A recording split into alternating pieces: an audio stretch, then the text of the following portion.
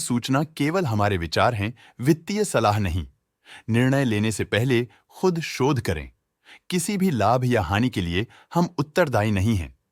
आज हम देख रहे हैं टाइटन कंपनी लिमिटेड के 2025-26 Q1 की standalone financial performance. Starting with the sales, पिछले क्वार्टर से सेल्स में 8% का इंक्रीज हुआ है, मगर कंपनी ने पिछले साल के मुकाबले 21% का सेल्स इंक्रीज रिपोर्ट किया। Expenses 7.5% quarter on quarter increase हो गए हैं, जो साल भर के 19% के राइज के साथ अलाइन करता है। क्वार्टरली एक्सपेंसेस के कंपैरिजन में सेल्स इंक्रीज होना दिखाता है कंपनी ने अच्छा परफॉर्म किया। ईयरली कंपैरिजन दिखाता है कि कंपनी ने इस साल अपनी परफॉर्मेंस में सुधार किया है। ऑपरेटिंग प्रॉफिट, जो पिछले साल के कंपैरिजन में 35% अप हुआ है, quarter on quarter around 13.5% increase हुआ है। Operating profit margin OPM annual basis पे 1% से इंक्रीज हुआ है और पिछले क्वार्टर के कंपैरिजन में 0.5% से इंक्रीज हुआ है। एक्सेप्शनल आइटम्स को ऐड करके अदर इनकम पिछले क्वार्टर के कंपैरिजन में -8.5% गिर गई, बावजूद इसकी ईयरली डिक्लाइन -9.5% हुई है।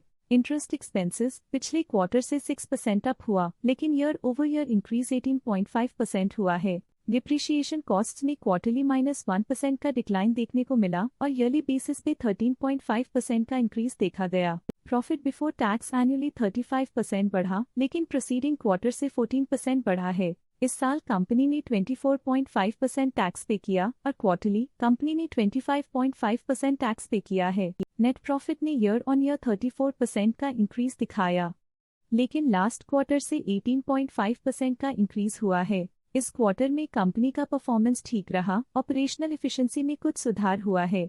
वहीं अगर एनुअल एनालिसिस की बात करें तो इस साल कंपनी का परफॉर्मेंस काफी अच्छा था। अर्निंग्स पर शेयर EPS में साल भर में 3% का इंक्रीज देखा गया, लेकिन क्वार्टरली में 18.5% की बढ़ोतरी भी नजर आई। इस क्वार्टर में कंपनी का EPS ठीक रहा, ऑपरेशनल एफिशिएंसी में कुछ सुधार हुआ।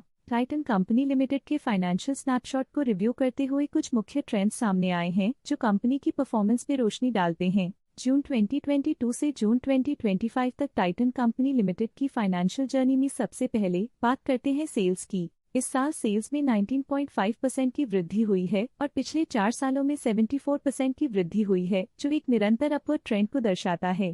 पिछले 3 साल से सेल्स लगातार बढ़ती जा रही है, जो मार्केट एक्सपेंशन और कंज्यूमर डिमांड में वृद्धि को दर्शाता है। अब बात करते हैं एक्सपेंसेस की। इस साल एक्सपेंसेस 21.5% बढ़े हैं और 4 सालों में 82% का इजाफा हुआ है। इस साल हालांकि एक्सपेंसेस सेल्स से थोड़ा ज्यादा बढ़े हैं, मगर ग्रोथ रेट्स का करीब होना स्टेडी ऑपरेशनल कॉस्ट को दर्शाता है। ऑपरेटिंग प्रॉफिट का सफर स्टेडीली ऊपर चढ़ रहा है, इस साल 3% की बढ़ोतरी के साथ, और पिछले 4 सालों में 23% का नोटिसेबल राइज हुआ है। पिछले 3 साल से ऑपरेटिंग प्रॉफिट लगातार बढ़ रहा है, जो कॉस्ट मैनेजमेंट और ऑपरेशनल कुशलता को दर्शाता है। नेट प्रॉफिट का सफर ऊपर की ओर चल पड़ा है, इस साल 1.5% की चढ़ाई के साथ पिछले 4 सालों में 23.5% की शानदार वृद्धि हुई है। पिछले 3 साल से नेट प्रॉफिट लगातार बढ़ रहा है, जो फाइनेंशियल हेल्थ को मजबूती देते हुए इन्वेस्टर्स का ध्यान आकर्षित करता है। EPS के लिए रास्ता कठिन रहा है, इस साल EPS -23% डिक्रीज हुआ और पिछले 4 सालों में कुल मिलाकर -6.5% की गिरावट हुई है।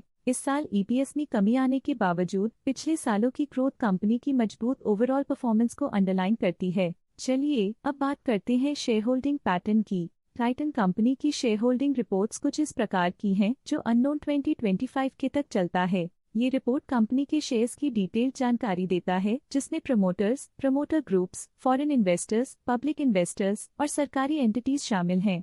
पब्लिक हेल्थ शेयर्स का परसेंटेज 2025 के में 17.03% से 2025 के में 16.7% तक डिक्रीज हो गया। इस डिक्रीज से साफ है कि इस टाइम पीरियड में कंपनी में पब्लिक का हिस्सा डिक्रीज हुआ है।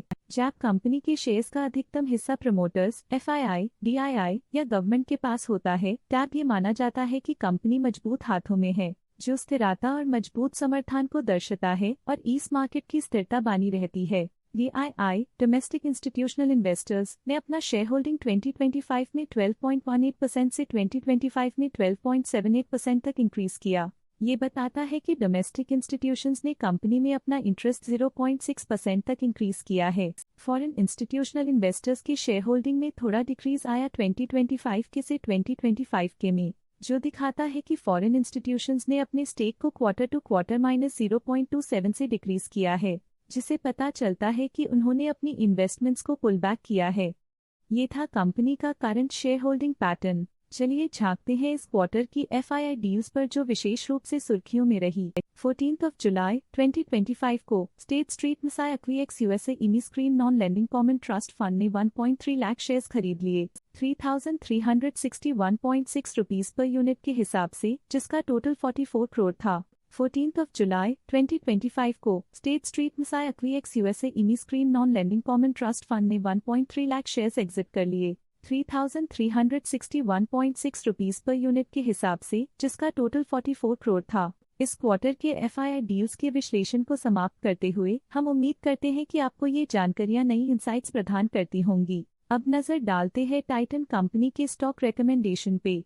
इस स्टॉक का करंट प्राइस 3,250.7 रुपीस चल रहा है। प्रभुदास लिल्लाधर ने स्टॉक की बाय रिकमेंडेशन दी थी।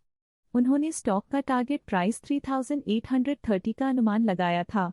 रिकमेंडेशन के समय स्टॉक का प्राइस 3,459.5 चल रहा था, जो करंट प्राइस से 13.3% अप है। मोतीलाल ओसवाल ने स्टॉक की होल्ड रिकमेंडेशन दी थी।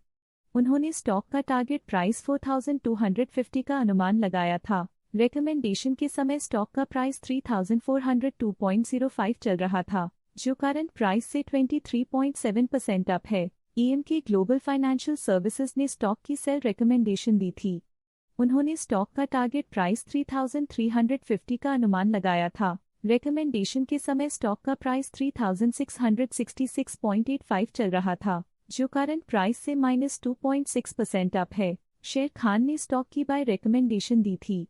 उन्होंने स्टॉक का टारगेट प्राइस 4,155 का अनुमान लगाया था। रिकमेंडेशन के समय स्टॉक का प्राइस 3,640.6 चल रहा था, जो करंट प्राइस से 14.3% अप है। आज के लिए फाइनेंशियल सेक्टर में इतना ही। देखने के लिए धन्यवाद। स्टॉक लेटेस्ट न्यूज अपडेट के लिए चैनल को सब्सक्राइब करें और वीडियो को लाइक एंड शेयर करें।